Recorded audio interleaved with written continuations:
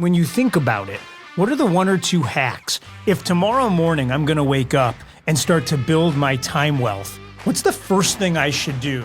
So I think the first thing that I always tell people to do when it comes to time wealth is, first off, create a front of mind awareness of the fact that time is that most precious asset. So the question that I love to ask people is, would you trade lives with Warren Buffett? Especially financially minded people, by the way, because your reaction is like, oh, sounds great, right? He's worth $130 billion. He's got access to anyone in the world. He's 117 years old. Exactly. He's 95 years old. There's no way you would agree to trade the amount of time that he has left for all of that money. And on the flip side, he would give anything to be in your shoes. And so what you are doing with a simple question is creating this awareness that your time has quite literally incalculable value. And yet, on a daily basis, how much of that time are you really wasting? How much of that time are you spending scrolling on your phone, comparing your lives to other people, worrying about the past, stress about the future, anxiety, all of these things that fundamentally disrespect that one most precious asset? So that's the first thing. Bring that awareness to the front of your mind. The second thing that I always tell people to do is to do what I think of, I call it my energy calendar. Create an awareness of how your energy flows in the different activities that you have in your life, different opportunities, different people.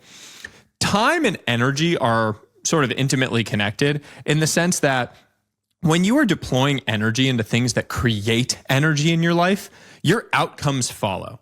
So when you are working on like high energy creating tasks, that is when you are going to create the 10, 100, 1000x outcomes that fundamentally create freedom in your life.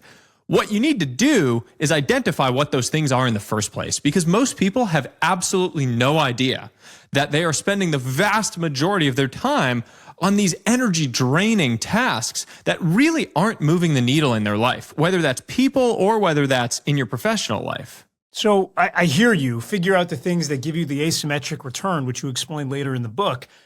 How do I actually do it? Like time calendar, I'm in. What does that look like and what do I do?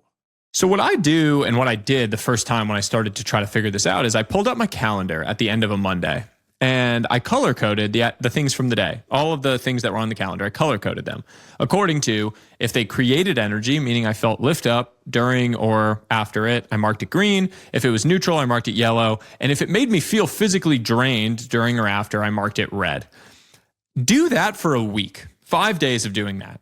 And I guarantee at the end of the week, you will have a clear visual perspective on the types of activities that are creating versus draining energy in your life.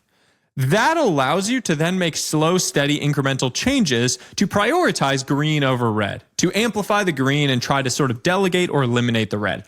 You're never going to get to a point where you have zero red on your calendar, right? It's a pipe dream, probably not going to happen.